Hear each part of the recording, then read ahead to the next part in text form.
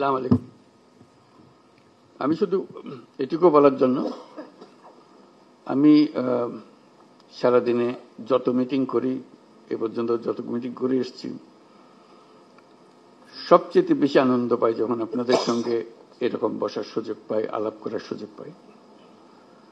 কারণ এখানেই সবাই মিলে বাংলাদেশের প্রকৃত ভবিষ্যৎ রচনা করা হচ্ছে। এটা আমাকে শিহরণ জাগায় যে এরকম একটা কাজে আমি জড়িত হতে পেরেছি, নিজেকে যুক্ত করতে পেরেছি। শুধু আপনাদের কথা শোনার জন্য, এটা কিভাবে আপনারা গাইড করবেন, কোথায় নিয়ে যাবেন। আমাদের উপর দায়িত্ব দেওয়া হয়েছিল সংস্কার করার জন্য। আমরা ঠিক বুঝতে পারছিলাম না কোথা দিয়ে শুরু করি। তো প্রথমেই আলাপের মধ্যে নানা প্রসঙ্গে ঠিক হলো যে আমরা কিছু কমিশন করে দিই, যেগুলো দ্বারা প্রকৃতপক্ষে ভেতরে গিয়ে জিনিসটা তৈরি করবে। তো এটা দীর্ঘ প্রক্রিয়া, লোক জোগাড় করা ইত্যাদি। শেষ পর্যন্ত আমরা কমিশন করলাম, প্রথম 6টা কমিশন, পরবর্তীতে আরো 6টা। তো তাদেরকে 90 দিন আমরা সময় দিয়েছিলাম দ্রুত গতিতে কাজ করার জন্য। আমরা খুবই আনন্দিত যে তারা করতে পেরেছে। কয়েকটা কমিশন বেশি সময় নিয়েছে, তাতে কোনো অসুবিধা নেই। এখন কমিশনের রিপোর্ট আসলো, এরপরে আমরা যে ঐক্যমত্য গঠন করতে চাচ্ছি সেটা কিভাবে হবে, সেটার থেকে একটা আইডিয়া আসলো যে একটা ঐক্যমত্য কমিশন বলে আলাদা একটা কমিশন করি।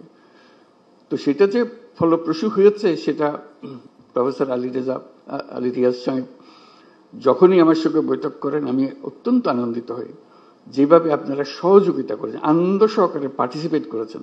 এটা কেন জানি আমার মনে হয়েছিল যে এটা হয়তো সবার আগ্রহ হবে না, কবে পাশ কাটিয়ে যাবে বা ভেতরে ঢুকতে চাইবে না। আমি অত্যন্ত আশ্চর্য হয়েছি এবং অত্যন্ত আনন্দিত হয়েছে যে কত গভীরভাবে আপনারা এটাতে গিয়েছেন।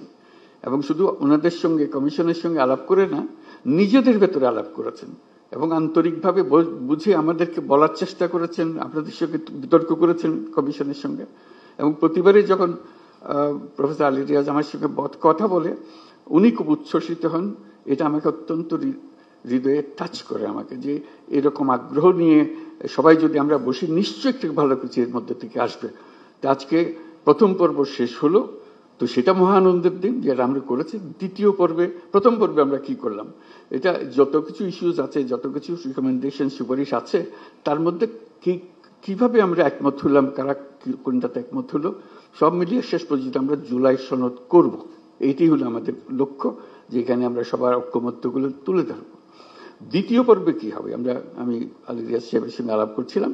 দ্বিতীয় পর্ব হলো অনেকগুলো বিষয় আছে, কাছাকাছি এসে গেছি, আরেকটু হলে আমাদের তালিকাতে আরেকটা সুপারিশ যুক্ত হয় ওই ঐক্যমত্যের সুপারিশে। তো এই সুযোগ যেন আমরা হারিয়ে না ফেলি।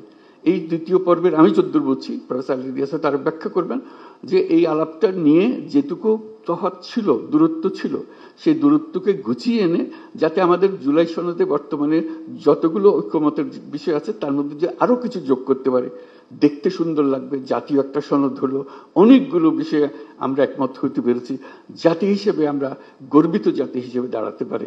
যে আমরা তো এরকম বিভক্তিকরণের প্রক্রিয়ার মধ্যে রাজনীতি সৃষ্টি করিনি, আমরা সৃষ্টি করছি ঐক্যবদ্ধ হওয়ার জন্য, দেশের উন্নতির জন্য, দেশের মঙ্গলের জন্য।